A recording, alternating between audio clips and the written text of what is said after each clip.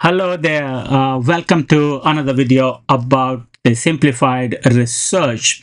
Now, in this video, we are going to talk about your research topic, how to identify, how to find a new research topic. If you are watching this video, that is possible that you might be writing either a research proposal or your dissertation or maybe a journal paper or maybe your PhD thesis. Now, research topic is one of the most important things which you will be needing, because once you have the correct research topic that is acceptable, that is interesting, and that is original, that will lead your further dissertation step by step. So identifying a research topic is very important. And since I mentioned that research topic need to be original, which means that your research topic need to be something that is either not being researched, or there might be a gap in the literature, gap in the research which you need to research. Original for yourself as well, because you want to learn something new, and original for your supervisor and the research community. At the same time, the topic need to be interesting, because until unless that is interesting for you, you might not enjoy researching on that topic. So interesting for you, and at the same time it need to be interesting for the research community, which means there is a need for that research topic, there is a need for that type of research for the research community. And how do we identify that? We are going to talk about in this video. I'm going to give you 5 steps how to identify that research topic which is original, interesting, and acceptable. So when I say acceptable, that is acceptable to not just for you, but for the research community and for your university, and at the same time for your supervisor, because at the end of the day your supervisor is going to mark your research proposal, and at the end of the day your supervisor is going to mark your dissertation as well. So when we're talking about the research topic, so let's go through with the step 1. But before that, if you have any questions during this video, please write down in the chat box and I will answer your question at the end of this video. I would suggest you to please subscribe to that video, to this channel, and at the same time hit the bell icon, so when I go for the next video, when I come live, you get the notification on that. So in your video, in your research topic, let's look at what is the first step for your research topic. First, you need to identify which field you are in. That is one of the most important question, which field you are in, because when you are writing a research proposal or a dissertation, most of the universities want you to write your research proposal or the dissertation based on the degree program you are in. That need to be aligned with your degree program. What does that mean? As an example, let's suppose you are a digital media student. Now, since you are a digital media student, your research topic or your research must be aligned with the digital media. Let's suppose MSc digital media.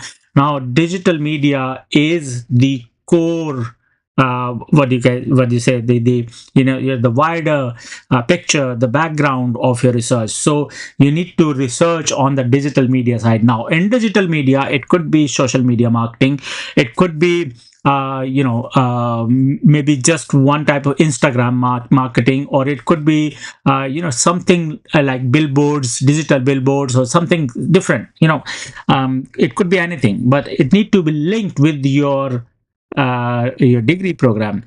Another example, let's suppose if you are a supply chain, procurement, and logistics student, so your research should be based on either on the logistic, on procurement, it could be warehousing, it could be transportation, in any of the industry or the sector. As long as it link with your degree program, it should be fine.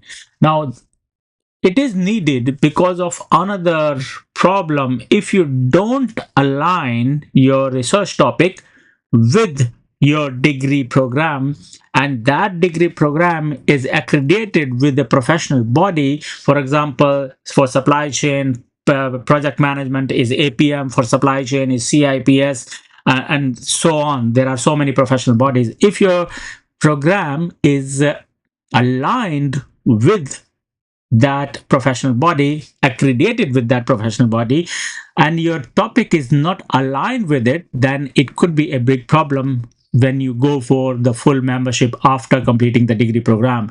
They might reject your application because your dissertation topic is not aligned with that. So what field you are in, that is the most important thing, that you need to align your topic. So that is one thing. You already got a niche, that you have to align your topic with the degree program. So that is step one. In step two, what you need to do is you need to think about what you actually care about. Now, care about what you actually care. So for example, if you are researching in sustainability, you care about sustainability, that is why you're researching in sustainability. The second one, if you care about transportation or green transportation, again, which is linked with sustainability. If you care about social media because that interests you and you think you are good in it and you are going to make your living out of it in social media, maybe become a consultant in social media marketing, maybe consultant in digital marketing, maybe in branding, maybe in supply chain or logistic, maybe in retailing or whatever it is, what you like. Now in that, the another question, which is the third or fourth question, that is leading to that, the which area you want to work in, but what you actually care about, that is important. Do you care about having a better world for the forthcoming generation, which is the sustainability, maybe industry 4.0, maybe industry 5.0? If you care about those things, if you care about having better world for the future generation, then you can think about human-centric supply chains, human-centric projects, different project methodologies, make our world, make our blue planet better, that is leading to sustainability, becoming more resilient supply chain, having more resilient supply chain in automobile industry or clothing industry, or having having seen all the geopolitical issues going on around the world, you want something, your supply chain to be more resilient, so you can have the supply of material and all these things. So in that case, you need to think about what you actually care about, because when you are researching on what you actually care about, that will give you the benefit of that you are going to research something first which you care about, and second, it will be more interesting for you because that is leading you for your future development. Now always think about how that is the topic you are researching on, how that is going to put value or increase value of your CV. Many of the students, many of the people doesn't have any experience before they complete their degree program and working experience in any industry, but they really like one of the industry they want to go for. Now when you go for interview, what experience you are going to show? That you got no experience, or through your research you can show that you have done research on the particular industry or the sector and you understand this and this, and this is the job profile, and that is how I can help, or I can support your organization. How can I, which skills and competencies I'm bringing to your organization? That is what you are going to talk in the interview. So you can demonstrate that this is how you are going to help the organization. This is how you have gained the experience through the research. So that is really important, what you actually care about. Now in the third step, again, as I mentioned, that it is leading, the second step is leading to the third one. In the third step, what you are going to do in next 2 year time after completing your degree program, which industry or sector you want to go for, that is a very important question. So if you can answer that question, that okay, I really like digital marketing, and in digital marketing I want to be a consultant for big brands, for like the big chain stores, or maybe big brand like Nike or Apple or Adidas, or clothing, H&M, or whatever the big brands are. You want to be a consultant for them for a better branding, or maybe a new product launch, or maybe you want to be a supply chain consultant. You want to become supply chain manager or director of a automobile company, or maybe in clothing, or maybe in retailing. So you need to think about that. Where do you see yourself in next 2 year time? Align your research topic with that. Benefit of that is, now why do we need to do it? Benefit is that you will learn about it now, because now it's just a thinking that you want to work there, but it is possible that you don't have skills and the competencies, or you are not ready for that industry or for that level of maybe manager or consultant or director. That research will give you the opportunity to learn more about it, and think about that. Okay, this is what you are going to do, this is what it needed, and it will prepare you for the interviews. It will prepare, it will put value on your CV, and so on. So you need to think about what you want to do in future. Look, writing a research, a dissertation, or a PhD, or a research proposal, it is not just about a piece of assignment. Use it as your career development. This is what I'm trying today. This is the message I'm trying to convey today, is use it as your career development. So that is important. Now, what is going to be the fourth step? In that, you will be looking into, what does industry care about. Now, how do you know what does industry care about? As your career development. So that is important. Now, one second. What is going to be the fourth step? In that, you will be looking into industry care about. So we need to think about what is industry caring about. So when you know that, okay, the industry is asking for people who have knowledge and understanding of AI in supply chain, AI in digital marketing, new technologies, Industry 4.0 in supply chain, warehouse automations, and logistics, and all that. So you need to think about what is the demand of industry. Now, how do you know about it? What you can do to understand that? First, you can read the journal paper, journal articles. You can read the new case studies, or you can read the news article.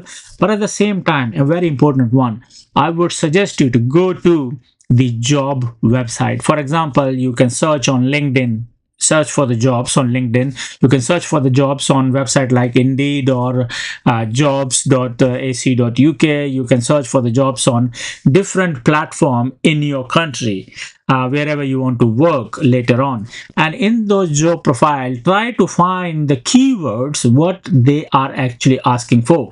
So you will find those keywords in the roles and the responsibilities, in the skills and the competencies. If they give the skills and competencies, the what skills and competencies they are looking for. So once you go through with the 5-6 different jobs in the same profile, let's suppose you want to work as a digital marketing consultant. Now look for the jobs, digital marketing consultant, what they're looking for. Or you can go to the websites of digital marketing consultants and look into those websites and try to grab the information, what they're actually offering to, what they actually offering, like what services they are offering. And from there you can grab those keywords as well, that this is what they are offering, these are the skills I will require when I'm going to offer something to my clients. So these are the things you need to look into. So what industry care about? So in the job profile, normally the industry is giving that these are the skills and the competencies we require for the future, and we need people who has those skills and competency. And with your research, with your dissertation, you can learn those skills and competencies. So that is the fourth step. Now the fifth step again is a very common one, very simple one, which normally people ask you to do, which is identifying the gap in the literature. What is missing in the literature? Now, there are many ways to identify the gap in literature. I have already created one of the video which is related with the how to identify articles on Google Scholar and how to identify articles on Web of Science and your library, and through where in the one of the video which talks about how to how to do research on Web of Science, there we talked about how to identify gaps. Now when we are doing the literature review, and in the literature review when you don't find a particular area which is not been researched widely, maybe it is researched in another country and is not researched in the country you are in, that could be one of the gap. So the gap is always that where somebody or people haven't touched that area. There could be several different type of gaps. One, not been researched or not widely researched in that particular industry or in that particular country. Let's suppose, as an example, digital marketing in clothing there is a lot of research available, but digital marketing in supply chain or maybe retail supply chain is not been researched. Digital marketing in food industry is not been researched. So the other possibility is that digital marketing in food supply chain is being researched in American market, but not in the UK market or not in the Australia market. So you can think about, oh, in the UK market there is a gap and there is a gap in Australia market. So you can go for the UK market, you can go for the Australia market. So that is one of the gap. Another gap could be that it is being researched. Let's suppose it is being researched in America, in UK and in Australia and other countries worldwide, but the research is only qualitative. There is very less research which is quantitative. So that could be one of the gap, that yes, there is research, but most of the research are qualitative. There is very less research which is quantitative. So that is another gap. So now first thing we need to understand why that gap is. Maybe the quantitative study is not relevant for that, maybe something else. So we need to think about it wisely once we identify that gap, but that could be one of the gap possibly. So we need to identify the gap. Now the gap could be based on the country or the territory or one of the particular region as well. Which could be the gap is the study is being done in America, but study is not been done in the UK. Another gap could be the study is being done in clothing industry, but study is not being done in automobile industry, and you are fulfilling the gap while researching in automobile industry, and that is your area of interest. That is where you want to work in next 2 year time. So these are the gaps where what you can think about, that okay, these are the gaps. And once you, because this is one of the common question when you go to your supervisor or when you go to your examiner during your viva, they will ask you what gaps did you found. They are not interested what is your area of interest, but they will be interested in what is the gap. Why did you choose this study? And you can say, okay, gap number 1 is this, gap number 2 is this, gap number 3 is this. Now, there is another new concept which is widely being used in the research community nowadays, which is UN Sustainable Development Goals, which is the United Nations Sustainable Development Goal. So there are about, I think, is 10 goals with the UN Sustainable Development, or I think more than 10, 14, 15 goals. Look at these goals. Now, most of the research are focusing on that. They are targeting those goals, they are fulfilling those goals, and those goals, you can think about that, okay, with this research you are going to look into this sustainable development goal, and there is very less research being done on that sustainable development goal. So that kind of data you can get from Web of Science database or scope of database and some other databases as well. We are going to do another video on that, how to identify sustainable development goal gap on Web of Science, and we are going to do more videos which is using application or software, new AI based software to do the literature review, which is the science specs and different type of applications we can use this. So those videos will be coming very soon, and I would like to say again, but for that you need to subscribe to the channel and you need to hit the bell icon, so when I'm coming live, you get the notification, and we can discuss about it, and you can ask me live questions whenever I'm live. So you can ask me question in the chat box. The chat box is open. I can, if you have any question at this point, please feel free to ask. There are other videos about the research philosophy which I already uploaded on the channel. I have already talked about your research philosophy, your ontology, epistemology, axiology, and different paradigms in realism, relativism, in a very simplified way. Now, at this time, I would like to mention that the recent book I have written, which is the Simplified Research Proposal, which is there. The link is given in the description. You feel free to read that. That book is very important, and it will guide you step by step how to write a research proposal, and that is going to be an amazing guide for you.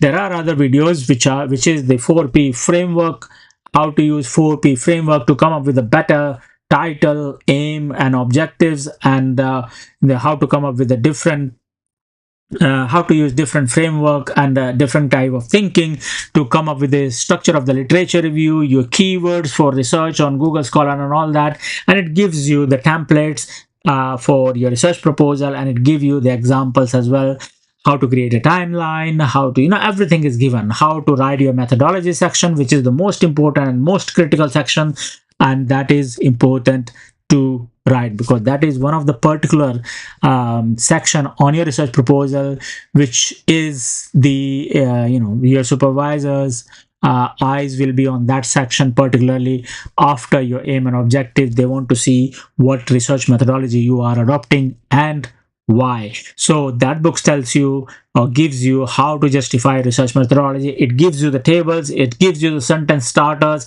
and it gives you all the information you require for that. So if you have anything, any questions or anything, please write it in the comment box. And if you have an idea that, okay, this could be a video where you are struggling, please write it in the comment box, give your comments, and I will get back to you with a new video. So guys, thank you very much for joining me today. I wish you do your research in a best way, and that is why these videos are. Please feel free to subscribe to the channel, and happy researching. Thank you.